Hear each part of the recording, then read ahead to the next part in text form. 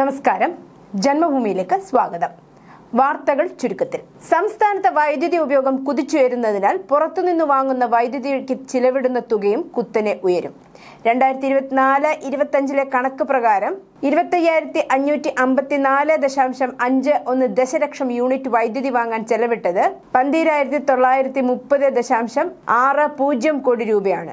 ഇക്കുറി ഇതിനു വേണ്ടുന്ന തുക 13,000 കോടി കടക്കുമെന്ന് ഉറപ്പാണ്. വൈകുന്നേരം 6 മുതൽ രാത്രി 10 വരെയുള്ള പീക്ക് സമയത്ത് ഉപയോഗം കഴിഞ്ഞ ദിവസങ്ങളിൽ പുതിയ റെക്കോർഡിട്ടു. പീക്ക് സമയത്തെ വൈദ്യുതിക്ക് വില കൂടുതലായിരുന്നുവെങ്കിലും ആകെ വാങ്ങിയ വൈദ്യുതിയുടെ ശരാശരി വില യൂണിറ്റിന് 5 രൂപയാണ്. വൈദ്യുതി എത്തിക്കാൻ ട്രാൻസ്മിഷൻ ചാർജ് ഇനത്തിൽ 1,260 കോടിയോളം രൂപയും ചിലവായി. ഇതടക്കമാണ് മൊത്തം തുക നിശ്ചയിക്കുന്നത്. വൈദ്യുതി ലഭ്യതയിലോ വിതരണത്തിലോ പ്രതിസന്ധി ഇല്ലെന്നാണ് KSEB വ്യക്തമാക്കുന്നത്. സർക്കാർ വകുപ്പായ PRD public relations department LDF സ്ഥാനാർത്ഥിക്കായി ഔദ്യോഗിക വാർത്താക്കുറിപ്പ് ഇറക്കിയെന്ന ആരോപണവുമായി UDF. അഴീക്കോട് മണ്ഡലത്തിലെ LDF സ്ഥാനാർത്ഥി KV സുമേഷിന്റെ പരാതിയാണ് PRD വാർത്താക്കുറിപ്പായി ഇറക്കിയത്. സുമേഷിനെതിരെയുള്ള വ്യക്തിഹത്യാ ശ്രമങ്ങളെക്കുറിച്ചുള്ള പരാതിയാണ് വാർത്താക്കുറിപ്പിൽ ഉൾപ്പെടുത്തിയത്. ഇത് ഗുരുതര ചട്ടലംഘനമാണെന്ന് കണ്ണൂർ DCC കുറ്റപ്പെടുത്തി. ആരോപണത്തിൽ നടപടിയെടുത്ത് തെരഞ്ഞെടുപ്പ് കമ്മീഷൻ. സംഭവത്തിൽ കണ്ണൂർ ജില്ലാ ഇൻഫർമേഷൻ ഓഫീസറെ സസ്പെൻഡ് ചെയ്തു. നിഷ്പക്ഷ തെരഞ്ഞെടുപ്പ് പ്രക്രിയയ്ക്ക് വിരുദ്ധമായ നടപടിയാണെന്ന് ചൂണ്ടിക്കാട്ടിയാണ് നടപടി. ജില്ലാ കളക്ടർ നൽകിയ റിപ്പോർട്ടിന്റെ അടിസ്ഥാനത്തിലാണ് സംസ്ഥാന തെരഞ്ഞെടുപ്പ് കമ്മീഷൻ ജില്ലാ ഇൻഫർമേഷൻ ഓഫീസർക്കെതിരെ നടപടിയെടുത്തത്. സംസ്ഥാനത്ത് 2040 പ്രശ്നബാധിത ബൂത്തുകളുണ്ടെന്ന് ഇലക്ഷൻ കമ്മീഷൻ അറിയിച്ചു. ഇവിടങ്ങളിൽ CCTV, കേന്ദ്ര സുരക്ഷാ സേന, വീഡിയോ കവറേജ്, നിരീക്ഷകരുടെ സാന്നിധ്യം, പോലീസ് സുരക്ഷ എന്നിവ ഏർപ്പെടുത്തും. ആകെ 30,471 പോളിംഗ് സ്റ്റേഷനുകളാണുള്ളത്. ഇവിടങ്ങളിലേക്ക് 145 കമ്പനി കേന്ദ്രസേനയെ ആവശ്യപ്പെട്ടിട്ടുണ്ട്. ഇതിൽ 35 കമ്പനി എത്തിക്കഴിഞ്ഞു. രാഷ്ട്രീയ പാർട്ടികളും സ്ഥാനാർത്ഥികളും ഉപയോഗിക്കുന്ന വിധ പ്രചാരണ വാഹനങ്ങൾക്കുള്ള അനുമതി സുവിധാ പോർട്ടൽ വഴി ഓൺലൈനായി മാത്രം നൽകാനാണ് ഇലക്ഷൻ കമ്മീഷൻ തീരുമാനം. അടൂരിൽ ട്യൂഷൻ സെന്ററിൽ നിന്നിറങ്ങിയ LKG വിദ്യാർത്ഥികളായ ഇരട്ട കുട്ടികളെ തെരുവ് നായ കടിച്ചു. അവിടെയുണ്ടായിരുന്ന മറ്റു 2 പേർക്കും കടിയേറ്റു. ഗുരുതരമായ പരിക്കേറ്റ കുട്ടികളെ കോട്ടയം മെഡിക്കൽ കോളേജ് ആശുപത്രിയിൽ പ്രവേശിപ്പിച്ചു. കൊടുമണ്ണിലെ ട്യൂഷൻ സെന്ററിലെ ക്ലാസിന് ശേഷം കുട്ടികൾ പുറത്തിറങ്ങിയപ്പോഴാണ് നായ കടിച്ചത്. കരിപ്പോലിൽ വീട്ടിൽ സുജ, മടുക്കവിളയിൽ ഷിജു എന്നിവർക്കും കടിയേറ്റു. സുജയുടെ ഇടത് കൈക്കും ഷിജുവിന്റെ മുഖത്തുമാണ് കടിച്ചത്. സുജയുടെ കയ്യിൽ നായ കടിച്ചു തൂങ്ങിക്കിടക്കുകയായിരുന്നു. നായയെ നാട്ടുകാർ തല്ലിക്കൊന്നു. കേരളം ചൂടിൽ തിളച്ചുമറിയവേ പാലക്കാട് ഈ സീസണിലെ ഏറ്റവും കൂടിയ ചൂട് വ്യാഴാഴ്ച രേഖപ്പെടുത്തി 39.8 ഡിഗ്രി. ഈ വേനൽക്കാലത്ത് ആദ്യമായാണ് പാലക്കാട് ചൂട് 39 ഡിഗ്രി കടക്കുന്നത്. പുനലൂരിൽ 38 ഡിഗ്രിയും രേഖപ്പെടുത്തി. കോട്ടയത്തെ ദീർഘകാല ശരാശരിയിലും 2.6 ഡിഗ്രി ഉയർന്ന് 37.3 ഡിഗ്രിയിലെത്തി. ഇനി 31 വരെ ചൂട് ക്രമാതീതമായി ഉയരാൻ സാധ്യതയില്ലെന്നാണ് വിലയിരുത്തൽ. ഈ ദിവസങ്ങളിൽ എല്ലാ ജില്ലകളിലും ഇടിമിന്നലോടുകൂടിയ വേനൽ മഴ പ്രതീക്ഷിക്കുന്നുണ്ട്. ഇതിനനുകൂലമായ ന്യൂനമർദ്ദ പാത്തി രൂപപ്പെട്ടിട്ടുണ്ട്. 31 കഴിഞ്ഞാലും ചില ജില്ലകളിലെങ്കിലും മഴ തുടരാം. കഴക്കൂട്ടം മണ്ഡലത്തിൽ UDF സ്ഥാനാർത്ഥി ശരത്ചന്ദ്ര പ്രസാദിനൊപ്പം പ്രചാരണത്തിന് കുപ്രസിദ്ധ ഗുണ്ടയും 40ഓളം കേസുകളിലെ പ്രതി പഞ്ചായത്ത് ഉണ്ണിയാണ് സ്ഥാനാർത്ഥിക്കായി പ്രചാരണത്തിൽ പങ്കെടുക്കുന്നത്. രമേശ് ചെന്നിത്തല ഉദ്ഘാടനം ചെയ്ത് ശരത്ചന്ദ്ര പ്രസാദിന്റെ വാഹന പ്രചാരണ പരിപാടിയിലായിരുന്നു ഉണ്ണി പങ്കെടുത്തത്. 4 തവണയിലേറെ കാപ്പ പട്ടികയിൽ ഉൾപ്പെട്ടയാളാണ് ഇയാൾ. ബൈക്കിൽ കൊടികെട്ടിയാണ് സ്ഥാനാർത്ഥിക്കായി പ്രചാരണ ജാഥയിൽ പങ്കെടുത്തത്.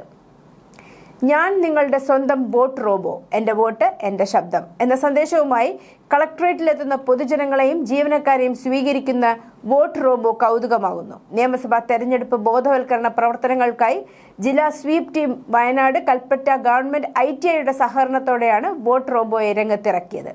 കളക്ടർ DR മേഘശ്രീ വോട്ട് റോബോയുടെ ഉദ്ഘാടനം നിർവഹിച്ചു. പൊതുജനങ്ങൾക്ക് വോട്ടർ ബോധവൽക്കരണം നൽകുകയാണ് വോട്ട് റോബോയുടെ പ്രധാന ലക്ഷ്യം.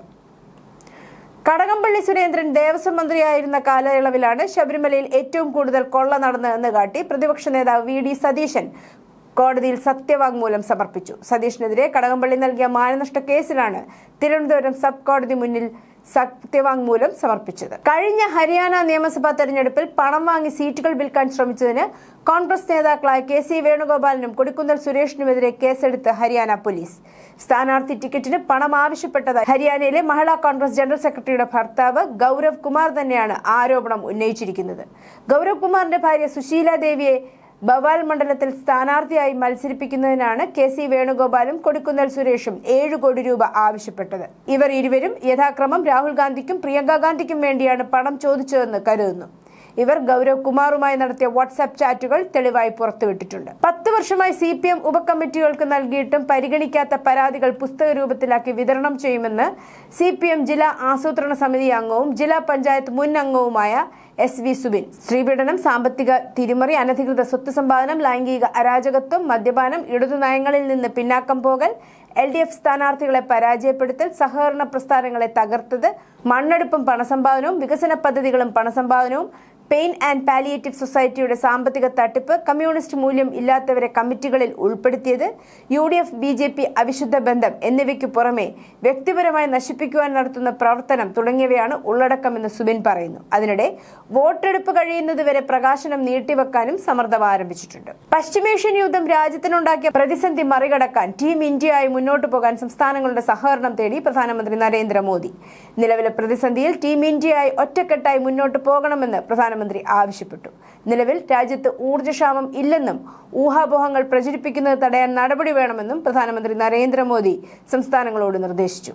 സംസ്ഥാനങ്ങളിലെ സ്ഥിതി കൃത്യമായി വിലയിരുത്തണമെന്നും കേന്ദ്രവുമായുള്ള ആശയവിനിമയം കൂടുതൽ ശക്തമാക്കണമെന്നും പ്രധാനമന്ത്രി നിർദ്ദേശിച്ചു.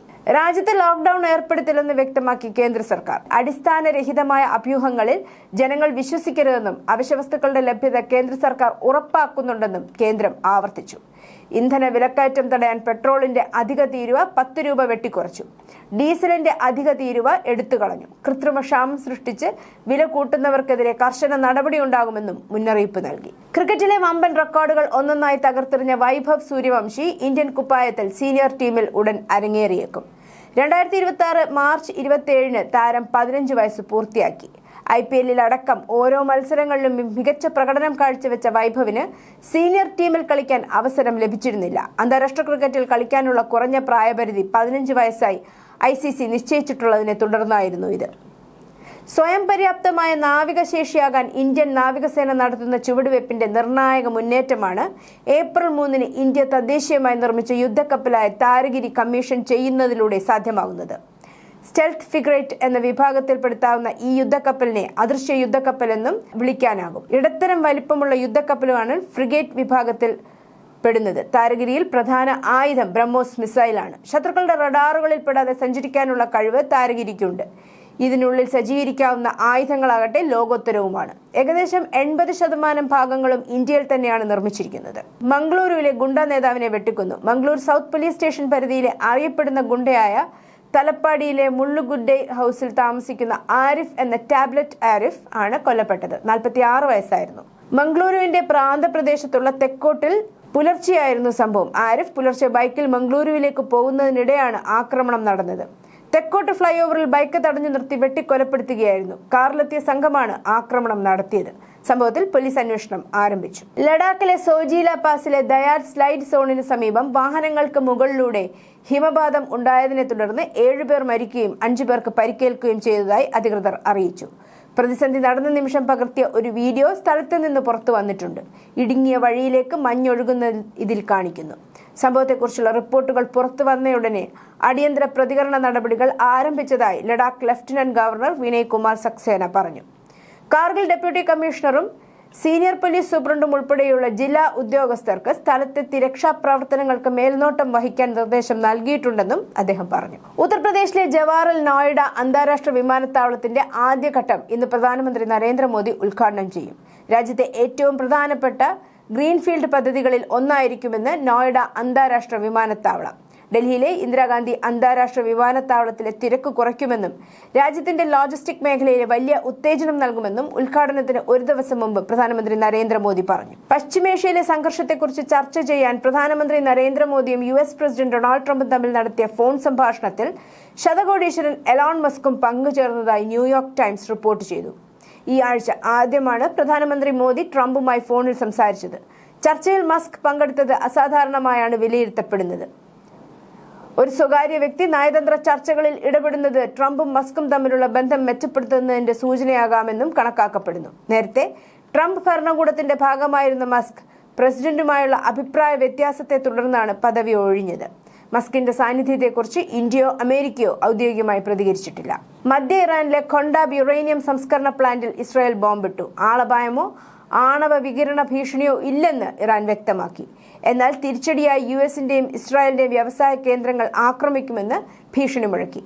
യുഎസ് ഇസ്രായേൽ പക്ഷരാജ്യങ്ങളിലെ തുറമുഖങ്ങളിൽ നിന്നോ തിരിച്ചോ ഉള്ള കപ്പലുകൾ ഹോർമുസ് കടലിടുക്കിലൂടെ കടത്തിവിടില്ലെന്ന് ഇറാൻ സേനാ വിഭാഗമായ റവല്യൂഷണറി ഗാർഡ് IRGC പ്രഖ്യാപിച്ചു. 2025 സെപ്റ്റംബറിൽ നടന്ന ജെൻ ഇസഡ് പ്രതിഷേധങ്ങളെ അക്രമാസക്തമായി അടിച്ചമർത്തുകയും അതൊടുവിൽ അധികാരത്തിൽ നിന്ന് പുറത്താക്കുകയും ചെയ്തതുമായി ബന്ധപ്പെട്ട് ഒരു കുറ്റകരമായ നരഹത്യാ കേസിൽ നേപ്പാൾ മുൻ പ്രധാനമന്ത്രി KP ശർമ്മ ഒലിയെ ശനിയാഴ്ച പുലർച്ചെ അറസ്റ്റ് ചെയ്തു. റാപ്പറും രാഷ്ട്രീയക്കാരനുമായ ബാലൻ ഷാ രാജ്യത്തിന്റെ പുതിയ പ്രധാനമന്ത്രിയായി സത്യപ്രതിജ്ഞ ചെയ്ത് ഒരു ദിവസത്തിന് ശേഷമാണ് സംഭവം. News desk Janmabhumi.